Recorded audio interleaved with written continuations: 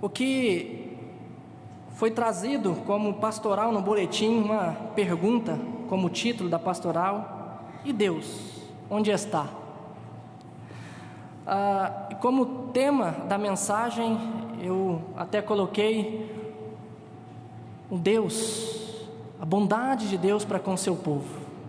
Mas, falando em bondade de Deus para o seu povo, e olhando para esse primeiro versículo que lemos, nós poderíamos perguntar: como que pode ser Deus bom, permitindo que os seus filhos caiam à espada e que as suas grávidas sejam abertas pelo meio? Perguntas dessa maneira foi feita também, e são feitas constantemente, quando nós nos deparamos com caos, com violência, com trânsito que mata, com epidemias e como muitas coisas outras. E me lembro de quando houve aquele atentado nos Estados Unidos, e após haver aquele atentado, 11 de setembro, a filha de Billy Graham estava sendo entrevistada por uma jornalista, e foi feita a ela a seguinte pergunta: como é que Deus teria permitido algo horroroso assim acontecer nos Estados Unidos dia 11 de setembro? E Anne Graham respondeu o seguinte: eu creio que Deus ficou profundamente triste com o que aconteceu, tanto quanto nós. Por muitos anos nós temos dito para Deus não interferir em nossas escolhas, sair do nosso governo e sair das nossas vidas. Sendo um cavalheiro como Deus é, eu creio que Ele calmamente nos deixou. Como poderemos esperar que Deus nos dê a sua bênção e a sua proteção se nós exigimos que Ele não se envolva mais conosco? E é mais ou menos esse o contexto aqui, quando Oséias profetiza. E o livro de Oséias, ele, apesar dele trazer palavras duras durante todo o seu livro, inclusive aqui no versículo 16 que lemos, ele retrata um Deus bom, um Deus que é amoroso para com o seu povo. E o problema não é que é Deus quem faz isso por bel prazer, mas são os nossos pecados que causam toda essa destruição, que causa destruição no meio do povo de Deus.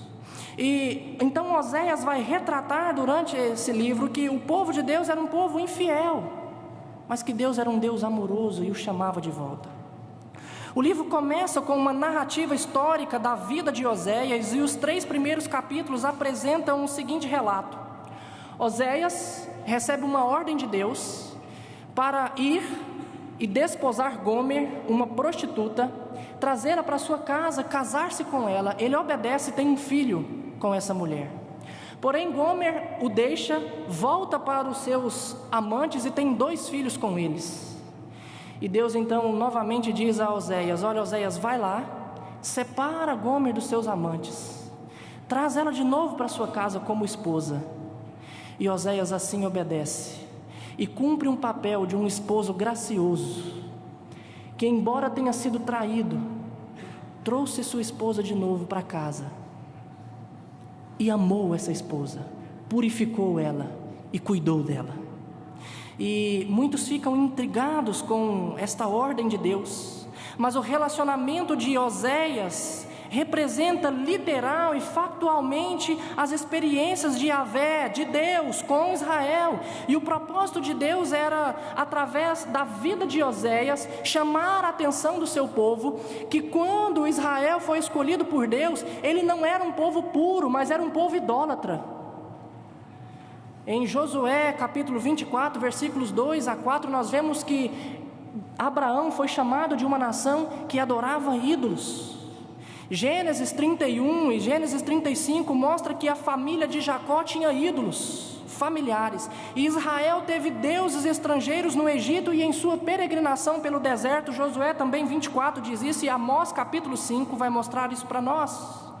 Contudo, Yahvé amou Israel, chamou para perto de si, entrou em aliança com ele. Ezequiel, escrevendo, profetizando, ele diz: passando eu por junto de ti, vi-te, e eis que o teu tempo era tempo de amores, estendi sobre ti as abas do meu manto e cobri a tua nudez.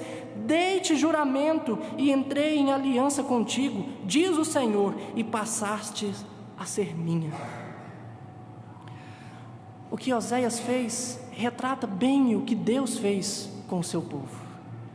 E Oséias, como profeta, estava, portanto, bem preparado não somente para falar as palavras de Deus, mas como também para expressar a tristeza, a dor, o sofrimento de um Deus que tinha sido rejeitado pelo seu povo, povo que ele escolheu, povo que ele amou, povo que ele redimiu, que trouxe para junto de si, mas um povo que havia deixado.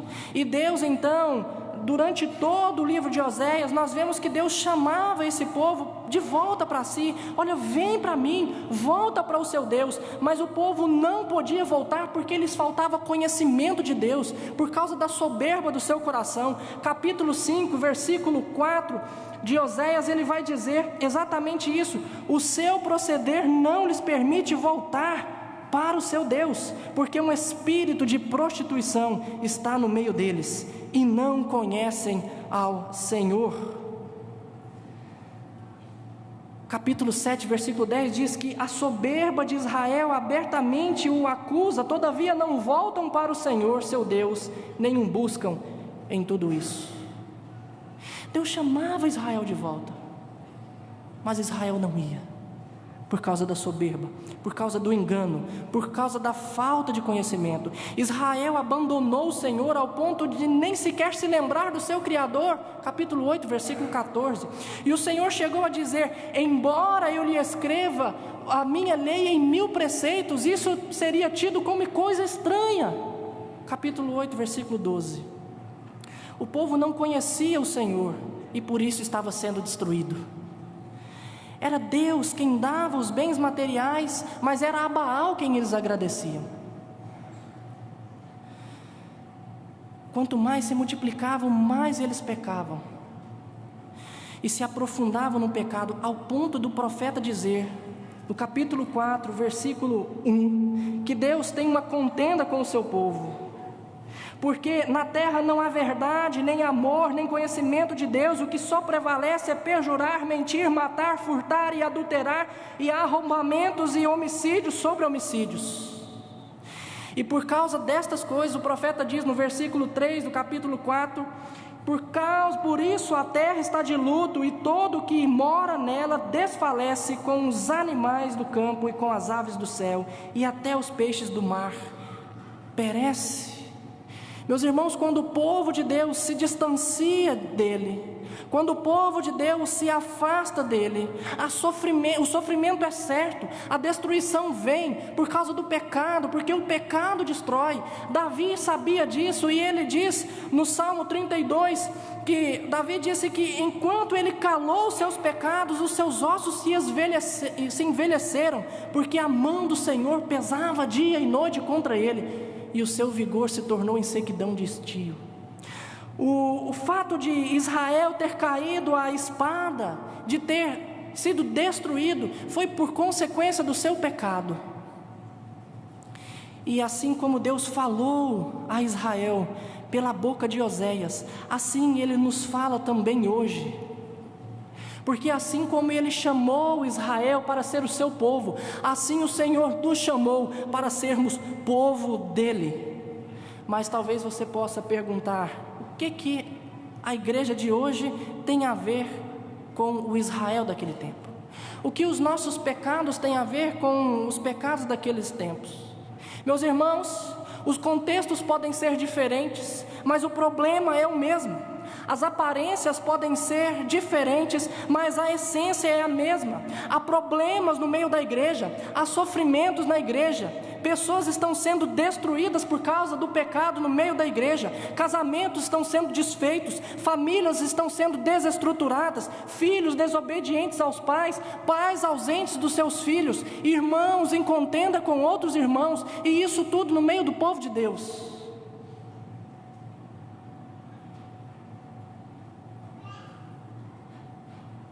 Mas Deus, talvez você possa até se perguntar, você que muitas vezes passa por problemas assim, ou tem passado por problemas assim, Deus me abandonou.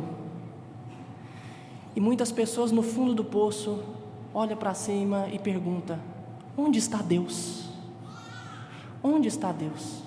Mas Deus não nos abandonou, meu irmão. Deus não nos abandona. É nós que distanciamos dele. Nós que vamos para longe.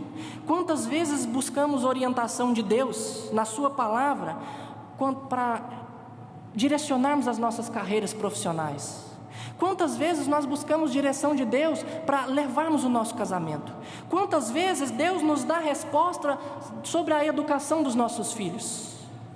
Deus nos abençoa com o trabalho, e o trabalho é quem tem nos tirado da presença de Deus.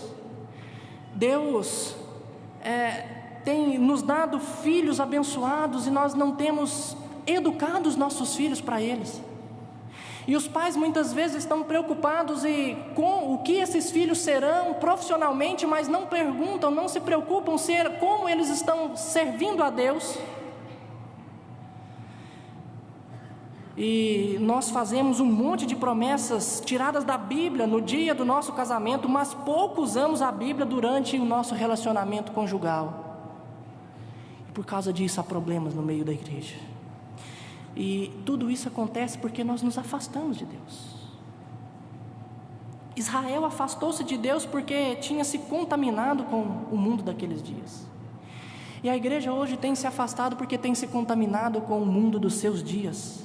Se naquele tempo os deuses eram Baal, Amon, entre outros, hoje os nossos deuses são dinheiro, poder, prazer, carreira bem-sucedida, bem-estar.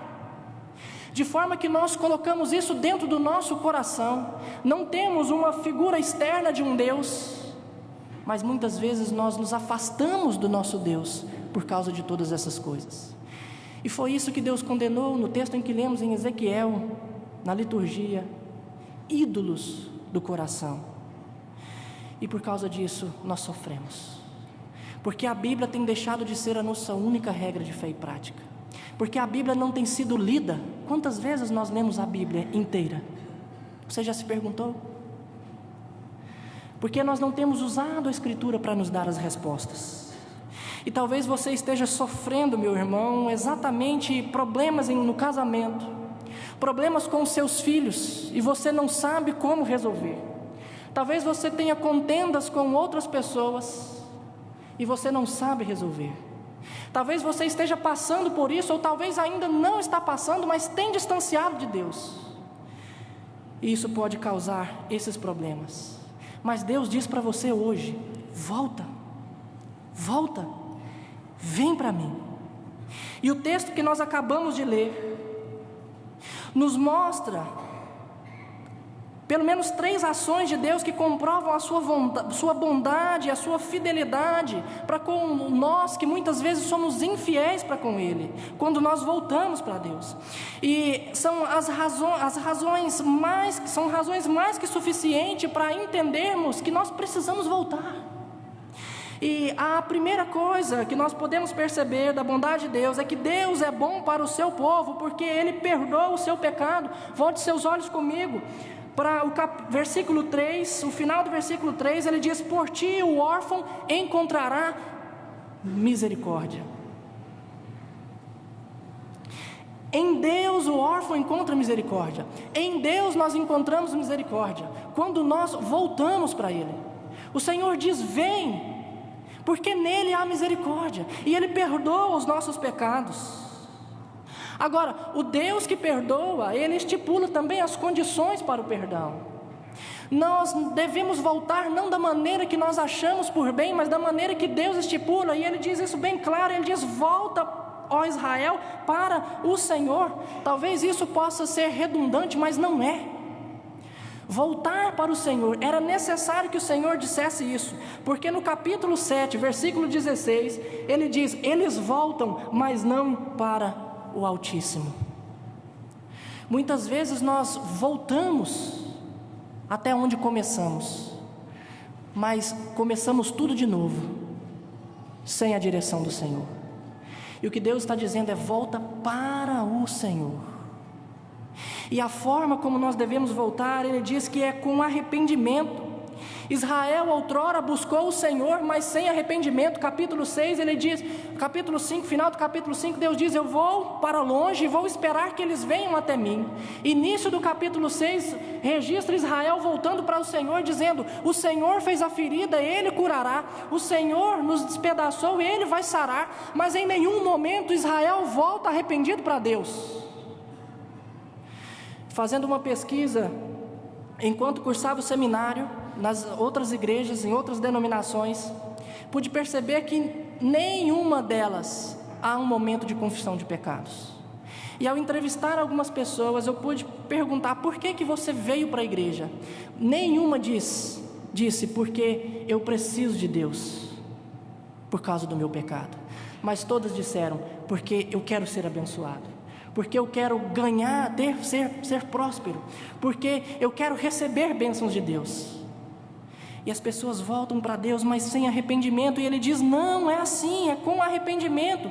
E essas palavras devem ser, esse arrependimento deve ser expressado pelas nossas palavras e pelas nossas atitudes. O que Ele diz? Versículo 2: tende convosco palavras de arrependimento, dizei a Ele: perdoa toda a nossa iniquidade.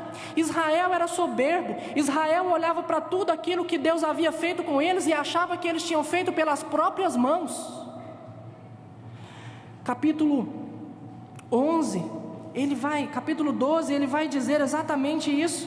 Capítulo 12, versículo 8: mas contudo me tenho enriquecido e adquirido grandes bens, em todos os meus esforços não acharão em mim iniquidade alguma, nada que seja pecado.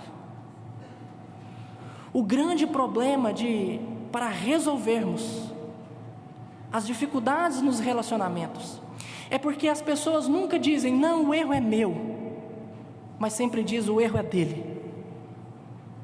São os filhos que têm que mudar, mas os pais não podem mudar.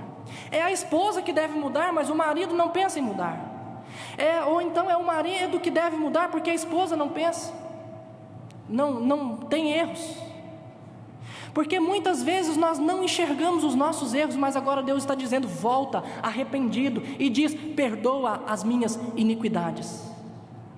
Nós somos pecadores, e nós devemos oferecer a Deus uma adoração sincera. Isso é fruto de arrependimento. Deus não tinha, o problema de Israel não era o quanto cultuar, não era quanto sacrificar. Eles sacrificavam, eles cultuavam, estavam constantemente no templo, mas aquilo não expressava um coração arrependido, um coração voltado para Deus. E muitas vezes nós estamos dentro da igreja e mesmo assim estamos perdidos. Lembra do filho pródigo? O irmão mais velho que estava junto com o pai, mas mesmo dentro de casa, estava longe do Pai, perdido. E muitas vezes nós estamos assim.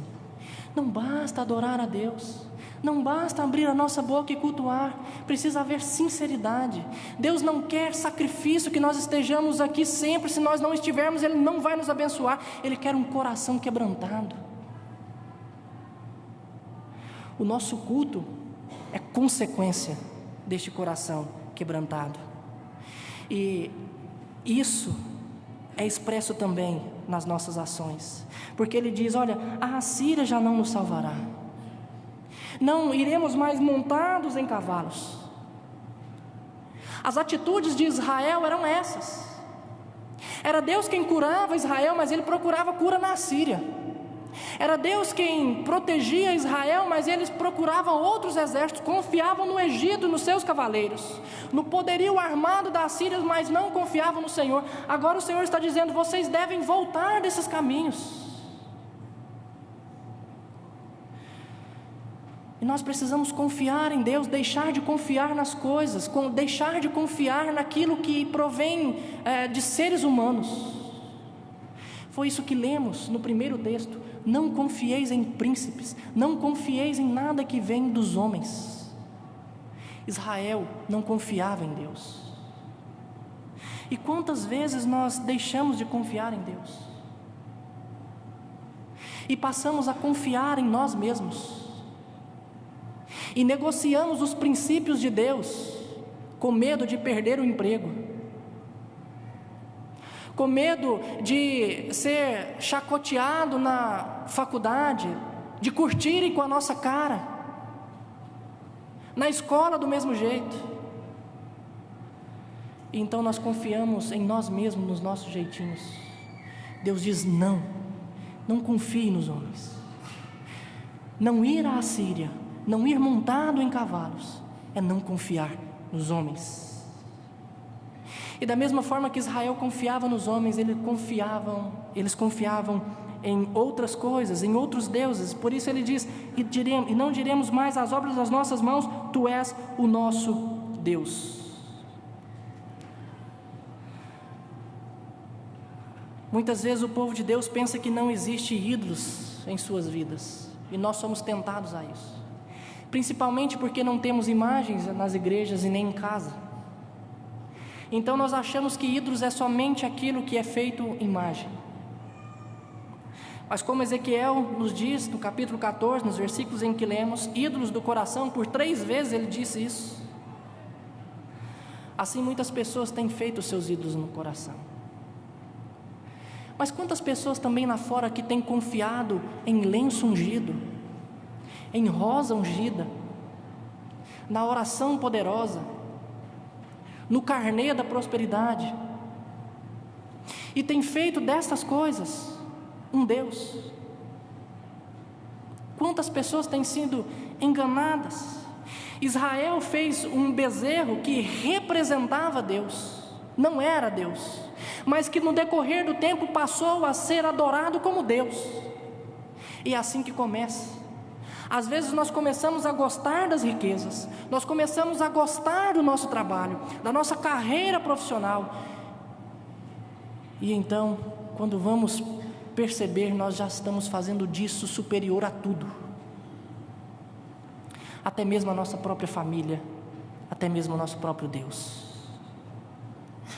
Israel diz: não, volta, arrepende-te, não confie mais em homens, deixe de lado todos esses problemas. A primeira coisa que mostra que Deus é bom, então, meu irmão, é porque Ele perdoa o pecado do seu povo. Mas em segundo lugar, Deus é bom para o seu povo porque Ele restaura o seu estado. Observe comigo, versículo 4, ele diz: curarei a sua infidelidade. Oséias, ao falar de restauração, ele começa equiparando-a à cura que a Assíria era incapaz de fazer. Capítulo 5, versículo 13, o Senhor diz: quando Efraim viu a sua enfermidade, Judá a sua chaga, subiu Efraim à Assíria e se dirigiu ao rei principal, que o acudisse, mas ele não poderá curá-los, nem sarar a sua chaga. Cura que Israel buscou, mas sem sinceridade. Capítulo 6, versículo 1: vinde, tornemos para o Senhor, porque Ele nos despedaçou e Ele nos sarará, fez a ferida e ligará. Que Deus abertamente desejava dar a Israel, mas não fazia por causa da sua insinceridade. Ele diz isso no capítulo 7, versículo 1: quando me disponho a mudar a sorte do meu povo, se descobre o pecado deles, porque são insinceros. Mas aqui Deus diz abertamente: eu curarei a sua infidelidade. Mas curar o quê? O que Deus cura? Ora, Deus cura a causa do pecado. Infidelidade aqui não era somente um ato, mas era uma vida de infidelidade, uma apostasia. O povo foi gradativamente se afastando de Deus, e o que antes era apenas uma pulada de cerca, agora virou um estilo de vida. Capítulo 11, versículo 7, ele diz que o meu povo é inclinado a se desviar de mim, chegando a um total abandono, o que ele diz no capítulo 4, versículo 12, o povo abandonou o seu Deus. E quando o povo de Deus se afasta dele, automaticamente se afasta também de tudo que diz respeito a ele. Por isso Deus diz: não adianta eu escrever para eles a minha lei, não interessa. E uma vida afastada de Deus é exatamente assim. Não interessa o que a Bíblia diz. Eu leio a Bíblia na igreja, mas de nada serve para o meu trabalho. Sim, eu disse que aqui, a Bíblia diz que eu preciso perdoar o meu irmão, mesmo que ele tenha atentado contra mim, mas eu não vou fazer isso. A Bíblia diz que eu tenho que perdoar, mas eu não perdoo. A Bíblia diz que eu devo sentar com meu filho dia e noite e ler a palavra de Deus e ensiná-lo, mas eu não tenho tempo para isso. Essa é uma vida de apostasia, e nós muitas vezes vivemos isso, e por isso há consequências. Mas aqui Deus diz que vai curar a causa de tudo aquilo que trouxe problemas para Israel. Curar a causa do pecado é como se nós comprássemos uma casa e fôssemos restaurar aquela casa, e entrando dentro dela, nós pudéssemos perceber que os carpetes estão todos danificados, que a madeira está toda apodrecida, que os móveis, o piano da casa está todo detonado. E então nós nos propomos a restaurar todos esses danos, mas o telhado está com goteiras, está quebrado, e o que causou aquilo foi o que? A goteira. O que Deus está dizendo aqui é que vai curar isso, Ele vai tampar o telhado, Ele vai restaurar o telhado, aquilo que causou todo o estrago, porque era a apostasia do povo de Deus que estava causando todo o estrago, era por causa que eles haviam distanciado de Deus que estavam sofrendo. Então Deus diz: eu vou curar isso, eu vou trazê-los de volta, e vou fazer com que vocês amem a palavra de Deus, e tenha Deus no seu coração, e siga dia após dia o que Ele tem a dizer. E por que Deus faz isso? Não é porque Ele viu em nós alguma coisa boa, pelo contrário, mas Ele faz isso porque Ele nos ama. Foi exatamente isso que Ele disse: olha, curarei a sua infidelidade, eu de mim mesmo os amarei. A causa do amor de Deus não está em nós, mas está na fidelidade dEle. Deus nos ama não por causa dos nossos méritos, mas apesar dos nossos deméritos. O amor de Deus está condicionado a Ele mesmo, e Ele nos ama por amor a si próprio, e por causa desse amor Ele afastou de nós a sua ira. Quando o povo de Deus volta-se para Ele, Deus os perdoa, Deus cura a causa do seu problema, porque a sua ira já se afastou do teu povo. Mas Deus poderia muito bem curar e deixar como estamos, mas Ele não faz isso. Além de ser misericordioso, de não imputar a nós aquilo que nós merecíamos, Ele também é gracioso, Ele ainda nos dá, além de não merecermos. E Ele diz isso exatamente no versículo 5 ao versículo 7: serei para Israel como o orvalho. O orvalho restaurava a vida em Israel, uma região em que quase não chovia. E o orvalho, ele significava muito para Israel, porque durante a noite o orvalho caía com abundância, e no outro dia, aquelas plantas que tinham sido sujigadas por causa do forte sol, agora então recebem um renovo por causa do orvalho que cai à noite. E o Senhor diz: eu vou ser isso para eles, eu vou restaurar Israel. E essa restauração de Israel, essa vida representada pelo orvalho, essa restauração, é o que traria para Israel crescimento e estabilidade. Ele diz: ele florescerá como lírio, lançará suas raízes como o cedro do Líbano. O lírio é uma planta, é a planta que mais produz plantas novas, pois uma raiz pode produzir até 50 novos brotos. E o cedro do Líbano, enquanto uma planta normal de 1,5 metro lança sua raiz a 30 centímetros, o cedro lança a sua raiz para o fundo da terra quase o mesmo tanto que ele está para cima. Ele diz: Israel vai se multiplicar, mas Israel vai ser forte, estabelecido, fundamentado, respaldado pelo seu Deus. Estender-se-ão seus ramos e o seu esplendor será como o da oliveira. Meus irmãos, o que o Senhor está dizendo é exatamente que a vida em Israel será restaurada. E não há casamento que Deus não restaure, Não há relacionamento quebrado entre pais e filhos que Deus não restaure. Não há problemas entre irmãos que Deus não restaure. Porque Deus, Ele se propõe a fazer tudo isso porque Ele é o nosso Deus. Ele permite que isso se destrua, mas Ele também restaura. E é isso que Ele está dizendo. E Ele continua com palavras maravilhosas no versículo 7, dizendo: os que se assentam de novo à sua sombra voltarão. Aqueles que precisavam de ser restaurados, agora é instrumento de restauração. Aquilo que era problema, agora é bênção de Deus na vida dos outros. Israel seria restaurado, mas por Israel outras vidas seriam restauradas também. E é isso que Deus faz com a sua igreja quando ela volta-se para Deus, porque Ele é bom. Ele restaura, Ele cura a causa do pecado, mas Ele restaura todos os problemas e faz daquele que necessitava de bênção agora ser instrumento de bênção. Meus irmãos, e Ele chama a igreja a voltar para que Ele então possa fazer isso.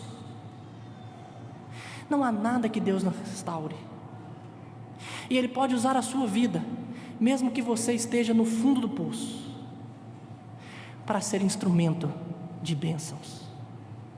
É isso que Ele diz. Mas em terceiro e último lugar,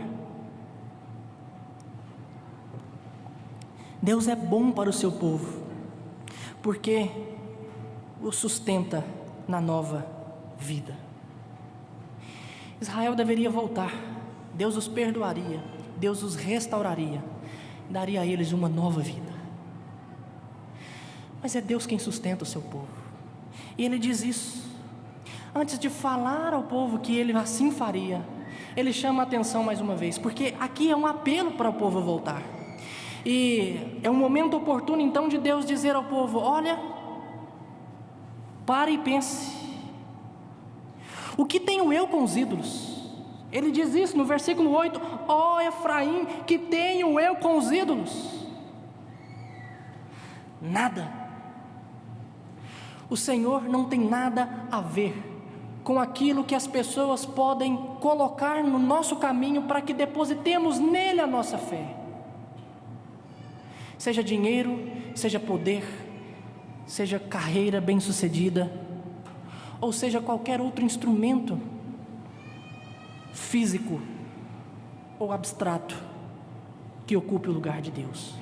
Deus não tem nada a ver com isso, e Ele não divide a sua glória com ninguém, e Ele não quer ser dividido com ninguém. E então Ele diz: olha, não tenho nada, deixem tudo isso, voltem, mas esqueçam de tudo que os desvia do caminho de Deus. E entendido isso, Deus os ouviria. Ele diz: eu te ouvirei e cuidarei de ti. Isaías profetizou que a mão do Senhor não está encolhida para que não possa salvar, e nem surdo seu ouvido para que não possa ouvir, mas as vossas iniquidades fazem separação entre vós e o vosso Deus, para que Ele não vos ouça. Deus não nos ouve quando vivemos uma vida de apostasia, mas quando nós voltamos para Ele, meus irmãos, Ele nos ouve a oração. Ele atende o nosso clamor, Ele ouve aquele necessitado que chega a Ele com ações de graça e arrependido, e volta para os seus caminhos. Aqui o Senhor está dizendo que vai ouvir Israel e vai cuidar dele, porque é dele que procede a vida, é Ele que nos sustenta. E Ele diz isso exatamente: olha, eu sou como o cipreste verde, de mim procede o teu fruto. Em tempos de destruição, as profecias eram ditas que os ciprestes seriam destruídos. E quando Senaqueribe foi invadir Jerusalém, invadiu o território de Judá, ele disse exatamente isso: olha, eu vou destruir todos os ciprestes escolhidos do campo. Segundo Samuel 19 e Isaías 37. Mas em tempos de restauração, Deus promete que vai plantar o cipreste. Isaías 41, Isaías 55. E Ele diz que eu sou como o cipreste, porque o cipreste é um ramo, é um ramo, uma planta que destila a sua seiva em grande escala e alimenta então de forma que refrigera, que revigora como nenhuma outra planta. E ele então diz: olha, eu vou fazer isso. De mim procede o seu fruto. E o que o Novo Testamento nos diz é que Deus, Ele nos deu vida estando nós mortos. É por Ele que nós vivemos. E Ele diz que bem-aventurado aqueles que lavaram as suas vestiduras no sangue do Cordeiro, para que lhes assista o direito da árvore da vida. Todos que estão em Cristo, todos que foram lavados e remidos pelo sangue de Cristo, têm direito a essa árvore da vida. São ligados, são unidos com Cristo, que nos sustenta, e é dele que vem o nosso sustento, e isso nos basta. Por isso nós podemos dar glórias a Deus em meio a qualquer circunstância, porque nós não dependemos de nada para isso. Nós não dependemos de nada para sermos sustentados por Deus. Nós dependemos unicamente e exclusivamente dele. E ele diz: olha, deixe, é eu quem o sustento. E Deus nos sustenta com a vida eterna, quanto mais com essas coisas materiais que nós podemos buscar na nossa vida. O povo de Deus não tem que deixar de ser próspero, não tem que deixar de buscar o conforto, mas não pode em momento algum fazer disso a causa primária da sua existência. Nós precisamos glorificar a Deus em tudo e buscar a Ele em todos os lugares. Acima de tudo, Deus é bom para o seu povo, porque Ele perdoa o seu pecado. Deus é bom para o seu povo, porque Ele os restaura do seu estado. E Deus é bom para o seu povo, porque Ele os sustenta nessa nova vida. É isso que Ele diz aqui. É isso que Ele propõe, que Ele propôs a Israel e propõe à igreja, que é o Israel de Deus nos nossos dias. E é o que Ele propõe à sua vida hoje, meu irmão. A profecia foi dita, as palavras do Senhor foram proclamadas, e Ele é fiel e justo para cumprir tudo isso. Mas eu quero concluir com as próprias palavras do profeta Oséias, que conclui dizendo: quem é sábio, que entenda essas coisas.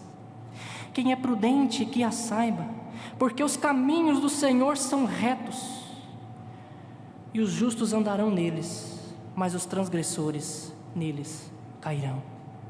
O Senhor é bom para o seu povo. Mas quando nós começamos a andar de forma ímpia nos caminhos do Senhor, nós caímos. Não porque Deus é mau, mas por causa dos nossos pecados. Quando nós nos afastamos dele, nós caímos. Não porque Deus é ruim, não porque Ele não está do nosso lado, mas porque nós temos o deixado. Então Ele diz: entenda essas coisas. Quem é sábio, quem é prudente, andem nos caminhos do Senhor. Voltem para Ele.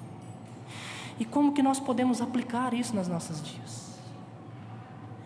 dias, na nossa vida? Gostaria de trazer 3 aplicações. Primeira, não permita, meu irmão, que a soberba, não permita que o orgulho te impeça de enxergar os seus problemas, de enxergar o seu pecado. Deixe de olhar para o outro, deixe de olhar para as outras coisas, mas olhe para si e faça uma avaliação de si. Como você tem estado na presença de Deus? O que a Bíblia tem significado para você? Você já leu esse livro todo? Você o lê todas as vezes que tem problemas com a sua esposa, com o seu marido? Você busca nele a solução para os problemas? Como você tem educado os seus filhos? É segundo a palavra de Deus tem dito? Na disciplina do Senhor? Não adianta criar bons filhos ou bons profissionais e serem aprovados nos melhores vestibulares se eles não forem aprovados diante de Deus.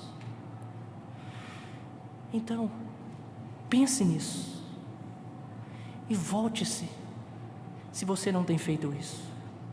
Mas em segundo lugar, talvez você esteja sofrendo, porque tem se desviado do Senhor, se desviou do Senhor, está enfrentando agora, está enfrentando hoje já problemas com os seus filhos. Não desanime.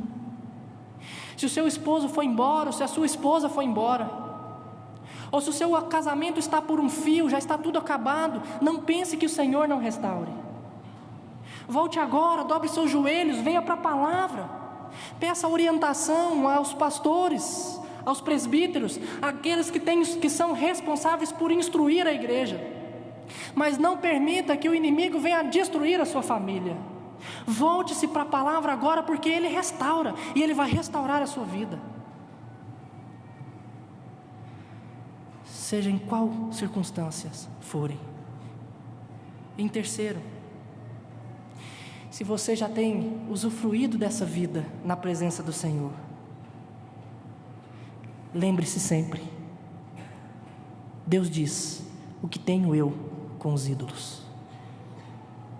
Não permita que o seu trabalho te afaste de Deus, que os seus estudos, adolescentes, jovens,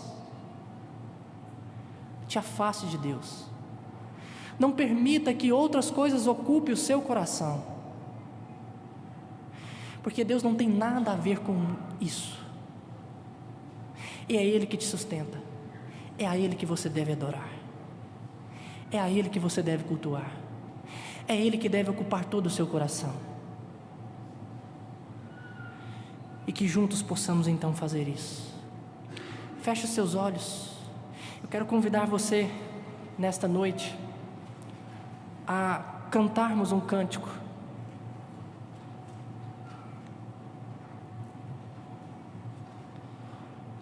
Um cântico que Davi escreveu, um salmo, que diz que enquanto eu calei os meus pecados, eu envelheci. Não vou pedir que você se levante confessando a Deus os seus pecados, mas eu peço a você que cante esse cântico em atitude de oração, confessando a Deus e dizendo: eu quero voltar, se você tem andado longe dele. E volte, peça ao Senhor que o perdoe, que o restaure e que o sustente, porque Ele é bom e Ele fará isso. Vamos cantar. Feche seus olhos e cante essa música.